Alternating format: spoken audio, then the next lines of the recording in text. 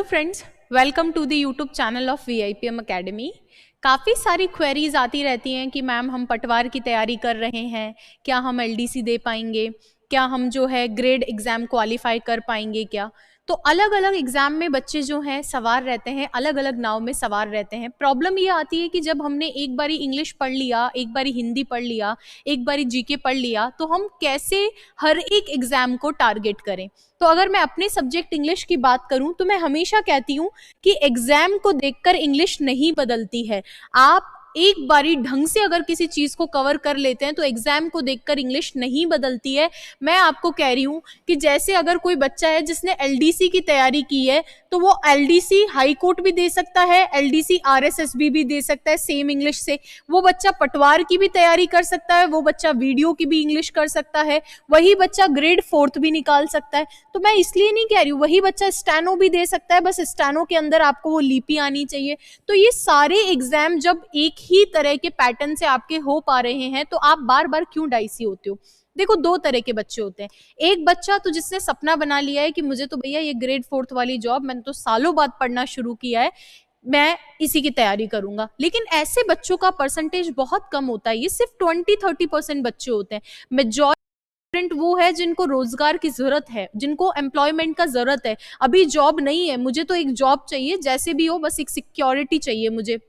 ऐसे में आप क्यों बार बार अलग अलग एग्जाम के लिए तैयारी करते हो। आप ही में से जो बच्चे हैं जो पटवार वीडियो की तैयारी कर रहे हैं, ग्रेड 4th भी देंगे, क्योंकि सारे तो सेलेक्ट नहीं हो पाते, कुछ ना कुछ रीजंस रह जाते हैं। वही बच्चे बच जाएंगे तो 2026 में LDC एग्जाम देंगे। तो बार बार प्लीज एक ही चीज से बचें। आप एक ही बार जो चीज करें उसको अच्छे से करें। अगर मैं इंग्लिश की बात करूं तो इन सारे एग्जाम में एक ही बार आप ऐसा कुछ करो कि सारी थ्योरी अच्छे से कर लो, सारे प्रीवियस ईयर क्वेश्चंस कर लो और बहुत सारे टेस्ट आप MCQ के लगा लो। मुझे नहीं लगता कोई भी एग्जाम है जो ऐसा रह जाएगा जिसको आप पास नहीं कर सकते। बट सही गाइडेंस का होना बहुत जरूरी है। जैसे थ्योरी है, थ्योरी में दो चीज रहती है, एक तो कोई रूल्स है, रूल्स जो आपको रटने ही होंगे, उनका कोई इलाज नहीं है, और दूसरा एक पार्ट रहता है समझने का, जिनको आपको समझना है, और एक आपका प्रीवियस ईयर क्वेश्चन जिनको आपको समझकर जो है रिजेक्शन मेथड की हेल्प से सॉल्व करने होते हैं, प्लस MCQ आपकी प्रैक्टिस को बढ़ाते हैं। तो ये अगर आपको सही फॉर्मेटिंग मिल जाए, सही गाइडेंस मिल जाए, तो बार बार आपको करने की जरूरत नहीं है। तो जो भी स्टूडेंट मुझसे डेली बेसिस पे पूछते हैं कि मैम हम ये कर लें वो कर लें, प्लीज मेरा रिक्वेस्ट है, देखो अगर आपने मन में ठान लिया है कि मुझे एक ही एग्जाम टारगेट करना है तो ऐसी तैयारी करो कि दोबारा करनी ना पड़े, एक ऑप्शन।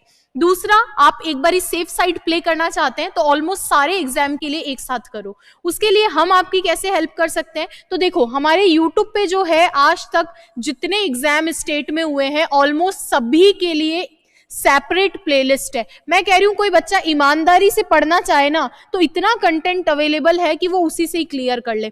बट ईमानदारी की कमी है, आपके पार्ट पे ईमानदारी की कमी है। कोई ऐसा टॉपिक नहीं है जो स्टेट में पूछा जा रहा हो मैंने नहीं पढ़ाया हो, जिसके क्वेश्चंस मैंने नहीं करवाए हो, जिसमें रिजेक्शन मेथड मैंने नहीं सिखाया हो, बस पढ़ने की कमी आपके पार्ट पे है। तो मैं हमेशा बोलती हूँ कि यूट्यूब पे पूरी प्लेलिस्ट है। मैं तो कह रही हूँ प्लेलिस्ट के आप तो टॉपिक सर्च करो जिसमें आपको दिक्कत आ रही है और उसको वहां से पढ़ लो। कुछ बच्चे चाहते हैं नहीं मैम हमारा रूटीन नहीं बन पाता यूट्यूब पे, कोई दिक्कत नहीं है, आप एप्लीकेशन पे चले जाओ, एप्लीकेशन पे आपको कंसर्न कोर्स मिल जाएगा, आप उसको ले लेंगे, या जो हमारा स्टेट स्पेशल बैच है वो आप ले सकते हो, वहां से वो चीज भी हो जाएगी। दूसरा, जो बच्चे चाहते हैं नहीं मेरे को थोड़ा बहुत आ रहा है, मैं तो प्रैक्टिस के लिए करना चाहता हूँ, उनके लिए ये भी ऑप्शन है कि हमारी जो PDFs हैं, फ्री PDFs आप लोगों के लिए अवेलेबल है, और सारे स्टेट एग्जाम के जितने भी प्रीवियस ईयर वोकैब है वो सारी मैंने ऑलरेडी अवेल करवाई है, क्वेश्चन सारे यूट्यूब पे करवा दिए हैं। उन PDF को आप VIPM के टेलीग्राम चैनल VIPM क्लासेस से ले लो, नहीं मिले तो वहां एक मैसेज ड्रॉप कर दो, वो भी फैसिलिटी है कि मैसेज के बाद में आप लोगों को PDF अवेल करवा रहे हैं। फिर भी नहीं मैम हमें एक आप कंटेंट अवेल करवा दो, हमारे यहाँ के जो क्लासरूम नोट्स हैं वो एप्लीकेशन पे अवेलेबल है। दूसरी बात, ये बुक मार्केट के अंदर दोनों अवेलेबल हैं। पहली बुक है सॉरी ये लगभग जो है सारे स्टेट एग्जाम में काम करेगी। मैं कह रही हूँ कोई बच्चा आज से भी तैयारी कर रहा है, जिसके पास कम से कम 5 से 6 महीने हैं, ईमानदारी से इस बुक को पढ़ लेगा तो मुझे नहीं लगता किसी और एग्जाम के लिए उसको दोबारा इंग्लिश पढ़ने की जरूरत पड़ेगी। स्टेट एग्जाम में पूरे में ये काम करेगी। इस बुक में थ्योरी भी है, क्वेश्चंस भी है, एमसीक्यूज भी है, जो आप चाहोगे वन स्टॉप सोल्यूशन रहेगा। बुक है, अपडेटेड बुक है। इसके अंदर कुछ चीजों की जो हमें कमी लगी कि बच्चों को जरूरत होती है, वर्ब फॉर्म्स भी डाला, बेसिक का चैप्टर भी डाला, पार्ट्स ऑफ स्पीच से लेकर सारी वोकैबुलरी भी इसके अंदर है। और दूसरी बुक हमारी ये है चतुर्थ श्रेणी वाली। कोई बच्चा चाहता है नहीं मैं तो सिर्फ चतुर्थ श्रेणी की करूंगा तो वो इस बुक को ले सकता है। और जो बच्चा चाहता है कि बार बार जो है मैं तो ऐसा नहीं कर सकता कि एक बारी एक एग्जाम की तैयारी करूं, एक बारी एक एग्जाम की तैयारी करूं, प्लीज ऐसा मत करो। मैं एक एग्जाम्पल आपको देती हूं कि जैसे चतुर्थ श्रेणी का सिलेबस मैं आपको दिखाती हूँ। ये जो आपका सिलेबस है चतुर्थ श्रेणी का है, जिसमें आप लोगों को क्या क्या दे रखा है एक बारी देख लो। Tense, voice, narration, transformation, correction of sentence, words wrongly used मतलब कंफ्यूजिबल वर्ड्स। इसके अलावा नेक्स्ट अगर मैं बात करूं आर्टिकल, डिटर्मिनर, प्रेपोजिशन। एक टॉपिक है जो इससे पहले जिक्र नहीं आया और वो मैंने यूट्यूब पे पढ़ा भी दिया है ऑलरेडी, पंक्चुएशन। इसके बाद में ट्रांसलेशन, ग्लॉसरी, ये सारे वर्ड्स, ये सारे सिलेबस का पार्ट है। अब मैं एक बार ही आप लोगों को एलडीसी का सिलेबस दिखाती हूँ, जिसकी सारी क्लासेस मैंने यूट्यूब पे ऑलरेडी करवा रखी हैं। जैसे ये वाला पार्ट देखो आप, इसके अंदर वही tense, voice, narration, transformation, article, determiner, preposition, translation, correction of sentences, इसके बाद में वही सिनो, एंटो, वन वर्ड। ये जो पार्ट है ग्लॉसरी को छोड़कर कुछ भी चतुर्थ श्रेणी में नहीं है। यानी जिस बच्चे ने एलडीसी की तैयारी की है और किसी वजह से अगर उसका एलडीसी में नहीं हुआ, वो ग्रेड 4th की इजीली कर सकता है, क्योंकि ये सारे टॉपिक्स उसके ऑलरेडी हो चुके हैं।